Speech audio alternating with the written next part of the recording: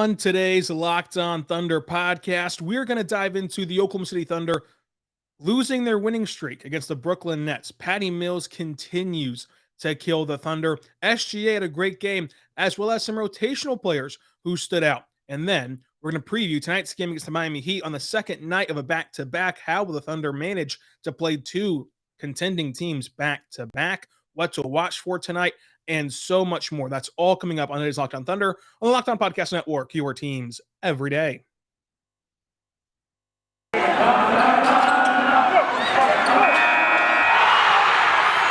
are Locked On Thunder, your daily Oklahoma City Thunder podcast. Part of the Locked On Podcast Network, your team every day.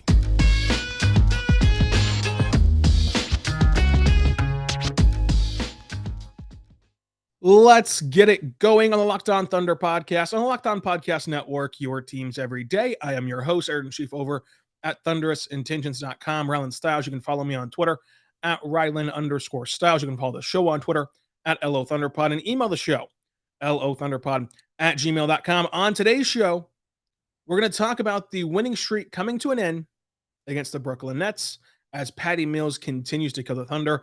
SGA continues to be a star. Lou Dort makes history. Aaron Wiggins makes his debut in the NBA. And preview tonight's game against the Miami Heat. So a lot on deck for you today. Thank you for making Locked On Thunder your first listen every single morning, every single day. We are here for you, talking Thunder basketball. It's a ton of fun, so subscribe for free on all platforms, including the new platform of YouTube. And let's get into the show now. We start what we always do with our game overview. And in this game, of course, Kyrie Irving was still out. Nick Claxton was out. Kessler Edwards was out. David Duke Jr. was out. Paul Millsap was out. And De'Aaron Sharp was out for the Brooklyn Nets. For the Thunder, just Mike Muscala was out with the rest. Everybody else was active or available and then did not play. We'll get into the rotation later on. Kevin Durant returned. James Harden returned. Blake Griffin returned. Obviously, a ton of fun there whenever all those guys come back to Oklahoma. For Blake Griffin returning to his state, and for Kevin Durant and James Harden returning where their careers began in Oklahoma City. The Nets start James Harden, Joe Harris, Kevin Durant, Bruce Brown, and Blake Griffin. The Thunder start SGA, Lou Dort, Josh Giddey, Darius Bazley, and JRE. Fresh off that game winner from Lou Dort to extend the winning streak to 4 games, how did the Thunder respond after beating the Sacramento Kings, who are now in talks about firing their coach? Go check out Locked On Kings for all of that information. How did the Thunder end up losing this game? Well, they played very scrappy and played a fun game despite the blowout score in the end. It finishes 120-96, but they had a few runs there where it felt like they were creeping back in, down 12, down 13, down 10, and they just never could really get over that hump because the Nets, unlike the Lakers, could turn it back on and could continue to kind of put their foot on the gas. A lot of that's due to the bench help that they got from, of course, LaMarcus Aldridge and Patty Mills. The Nets once had a 24-point lead in this game.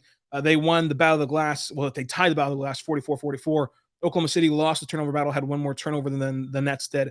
The big discrepancy here is just simply the shooting splits. When you're looking for reasons why the Thunder lost this game, it was not that one extra turnover. It was not the fact that they end up tying on the glass. That's actually a good thing for the Thunder to be able to be competitive on the boards in any game, considering the roster construction. What had them losing this game was the way they shot the basketball.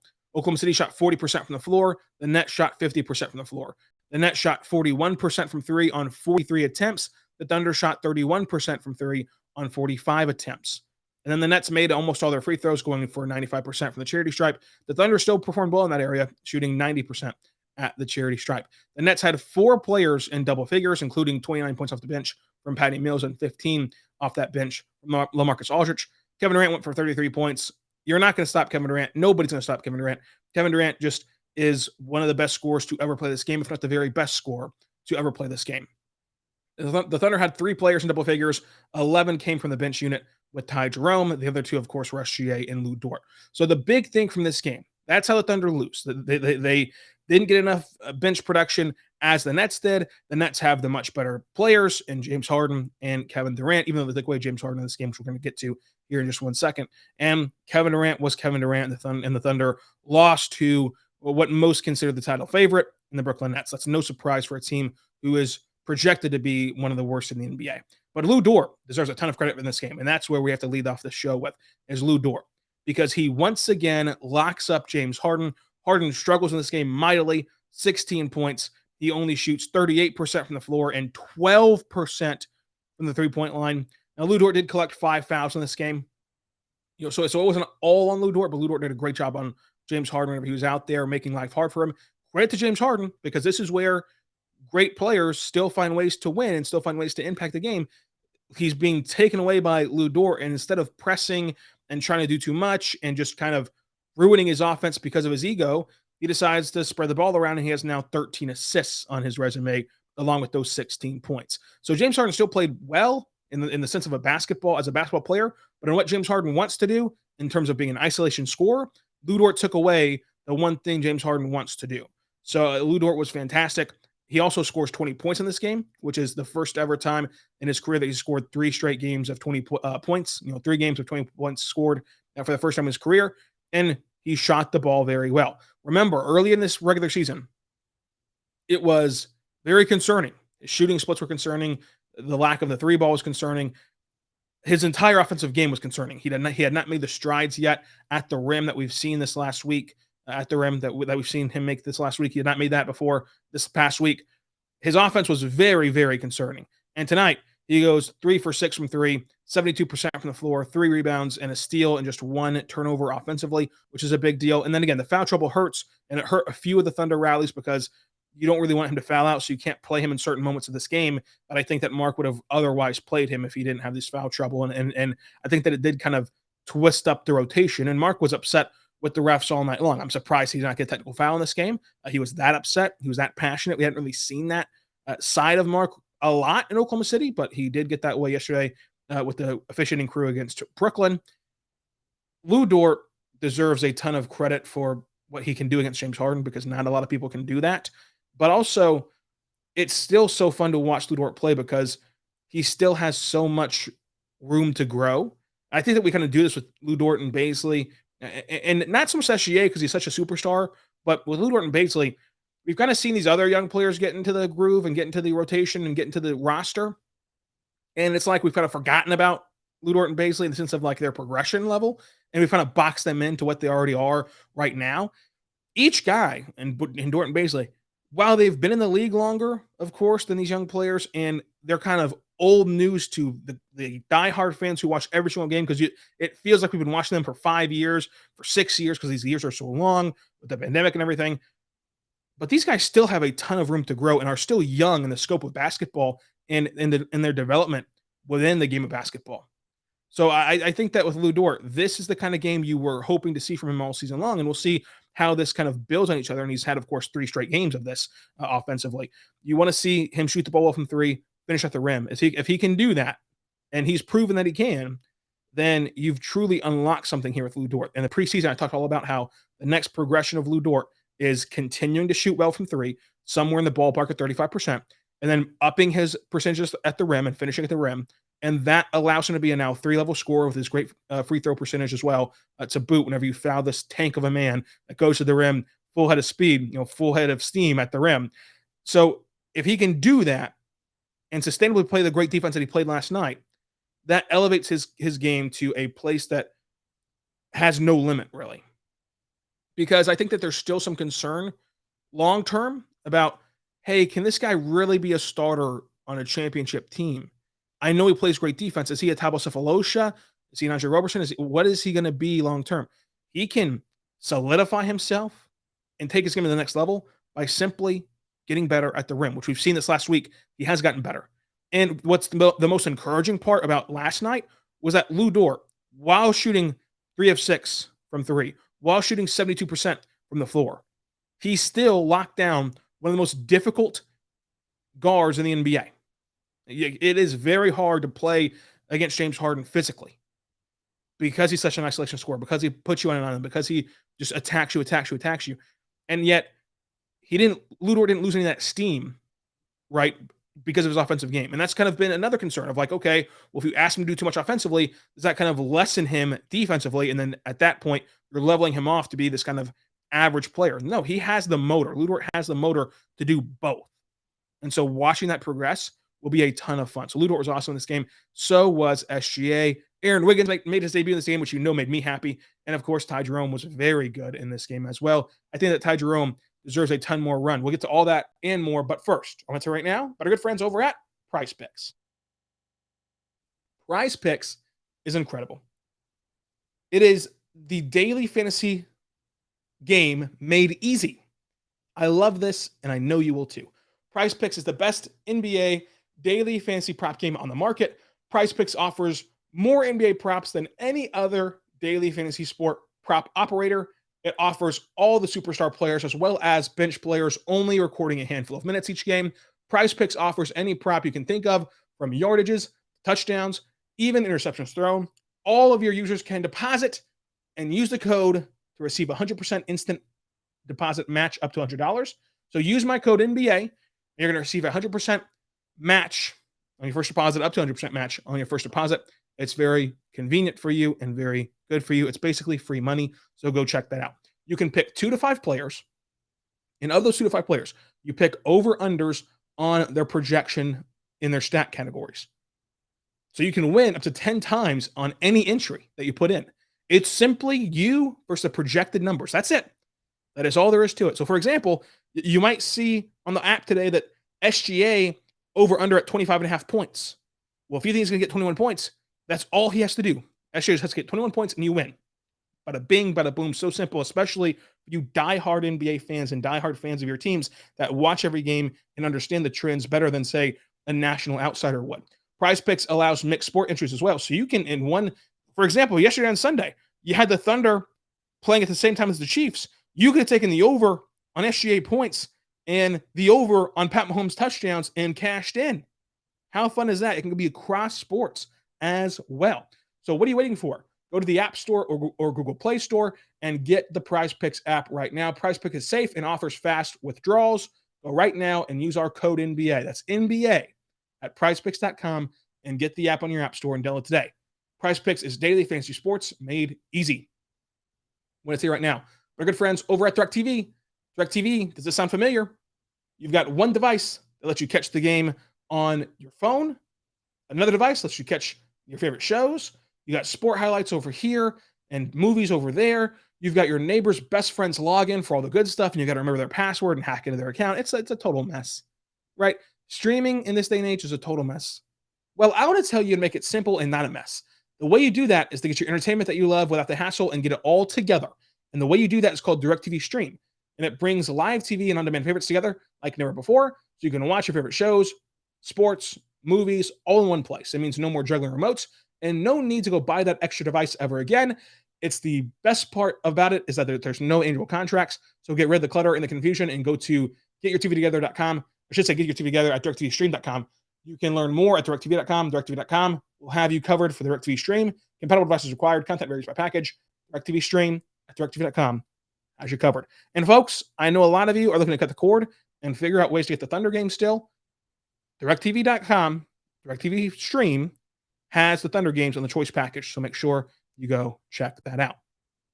Now we're back on the Locked On Thunder podcast, on the Locked On Podcast Network, your teams every day. Thank you for making Locked On Thunder your first listen every single morning. We're here for you every single day. So subscribe for free on all platforms, including the new platform of YouTube. For your second listen, go check out Locked On Bets. They're on a hot streak, and they're winning you money. So take their advice and win money yourself at Locked On Bets Podcast, which is, of course, free and available on all platforms and 5 days a week. SGA continues to be a star in this game. 23 points, 6 rebounds, 2 assists, a steal, and only 3 turnovers. He shot 57% from the floor, 50% from deep, 4 for 4 at the line. Couldn't have asked for a better game from SGA. I think that this was setting up to be a great SGA game. I think that he was kind of, pretty on it this entire contest. Had it been a kind of tighter score, he probably gets in there more, of course, in the latter stages of this game, and would be able to kind of extend these stats as well. SGA was awesome. He continues to be awesome. I know that it's kind of old news to most of us, but it should never get old of how good SGA is. And so I cannot wait to see kind of the next evolution, because one thing about SGA, hard worker. I mean, that gets thrown around a lot, but for SGA, it's true. We've seen him every year in Oklahoma City, and going back to his entire career, obviously from Kentucky to the Clippers, to the Thunder, every time he's been in the national spotlight, he's added something to his game. This year, it's been the step back three. He's been working on that for 2 years in the offseason, finally pulls it out in these games and in the regular season, and he's been incredible at it. He's been like shooting 50% on step back threes or something like that. It's crazy how good he is at step back threes. But it's been because of the work he's put in for 2 years. So to me, it feels like SGA will always look to adapt his game and to revolutionize his game. And it's just a matter of trying to piece together, okay, what's he working on? What's his next step? What's his next area of his game? And he's shooting the best he ever has from the free throw line. It's still just 82% though. SGA getting to the line is a big deal, and he started to do that last year at a higher clip.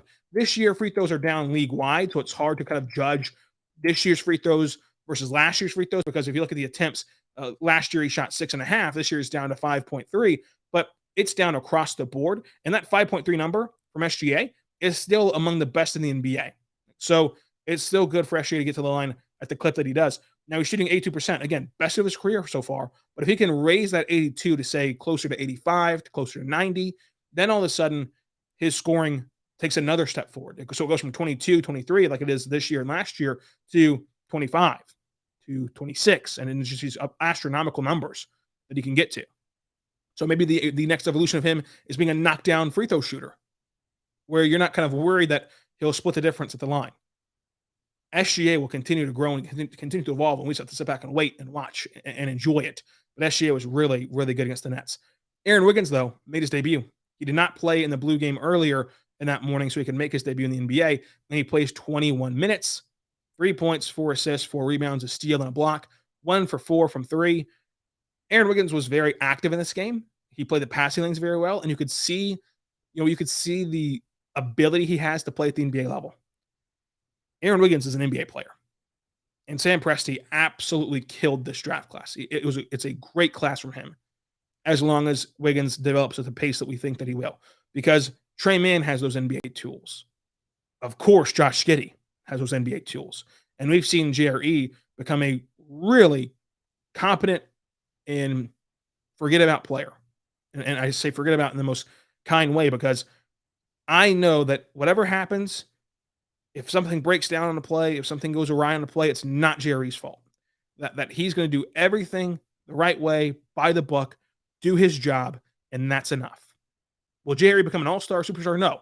But he will become a very good role player. So he's gotten a role player in this draft, and I think he's gotten 2 role players. I think that with Wiggins at 55, he'll grow. It might not be this year, might not be next year, but he'll grow into a true 3-and-D player off the bench. Not someone who you rely on heavily, especially not in like the playoff setting or whatever, but someone who gets you by in the regular season, because you're going to need your depth in the regular season, even as a contending team. So I think that he's gotten 2 role players, from my estimation, a star in Josh Giddey, a blue chip prospect, I should say, in Josh Giddey. And then whatever Trey Mann can become, which I think is going to be like maybe a 6th man type. If all that comes to fruition on these 4 picks, that's a fantastic draft from Sam Presti. And I know he only goes 1 for 4, but you could see the process. You could see the wheels turn. You can see and explain everything that Aaron Wiggins did on the floor last night. And he had a really good game in his NBA debut against the Brooklyn Nets. So I really enjoyed watching Aaron Wiggins. I think that Aaron Wiggins will be the next player in line to get his contract converted to an NBA deal, as the Thunder like to do. It's just a matter of kind of who's the casualty on the roster to make that happen. We can all make our bets and place our bets and make our guesses, but I think that it will happen sometime soon. Not soon as in the coming weeks, but soon as in sometime this season. And then off the bench again, Ty Jerome was awesome. I think that Ty Jerome at every turn continues to show you, hey, I'm over here. And like he's kind of raising his hand in the corner, and everyone kind of overlooks him a bit. But Ty Jerome is a legitimately good NBA player. Like, I'm not sure what the Thunder plan to do with this roster. And in terms of long-term projection of these rosters, the Thunder roster is so convoluted because of the amount of future first-round picks that they have. I mean, they're going to have 3 this year. They're going to keep their own. They're going to get the Clippers. They're going to get the Suns. When you got to make 3 roster spots, right, someone has to go. You don't just get 3 roster spots expanded onto your current roster. So I'm not sure how they feel about Ty Jerome, but Ty Jerome should have more cachet, should have more kind of standing, right, in the hierarchy of the Thunder than most players. Because, again, Star? No. Ty Jerome will not be a star in this league. But a spot starter who helps you get through the regular season and then in the playoffs is a great weapon for you to spark plug your offense when things start to lull a bit in the half court setting. Absolutely. And those players, as we've seen in the last run of the Thunder, and whenever they were competitive and contending, those players like Ty Jerome are incredibly valuable and really difficult to get your hands on in the grand scheme of things because of Ty Jerome's consistency and ability. I really like Ty Jerome off the bench. I hope that we get to see him more and more and more throughout this season. Tonight, really good in 16 minutes, 44% from the floor, 40% from deep, 11 points and assists, a rebound and a steal, and really active. Like he was in the passing lanes. He was up and down the floor. He was making the right decision with the basketball in his hands as a playmaker. I really enjoy watching Ty Jerome. I wonder if we're going to see him more. I wonder what the future plans are because, again, with the 3 first-round picks and the draft capital and the trades that they can make, it's hard to get too attached to every player on this roster because something has to give. Someone has to go. They can't keep everyone, but you kind of find these little diamonds in the rough a bit. I think that Ty Jerome might be one of those diamonds in the rough where you're looking at Ty Jerome as a player who can truly help your roster out long term. But he was at a great night against Brooklyn. Coming up, we'll talk more about this game and preview the game against the Heat. But first, I want to tell you right now, my good friends over at Built Bar. Built Bar is fantastic. It truly is amazing. It's a protein bar that tastes just like a candy bar. How cool is that? A protein bar that tastes just like a candy bar. My personal favorite is the cookies and cream Built Bar. You can go get them today if you want to at BuiltBar.com and use our code LOCK15 for 15% off of your next order. Covered in 100% real chocolate, low calorie, low carb, low fat, high protein. Built Bar is perfect. It's a substitute for your holiday dessert if you don't want to use the 300 calories that it takes to eat a pie or anything like that. It is absolutely delightful and tasteful, and it will hold you over between meals as well. It's great for pre-workout, post-workout, even as a meal replacement as a whole. It's awesome. BuiltBar.com, Lock15, 15% off of your next order. BuiltBar.com, Lock15, 15% off of your next order.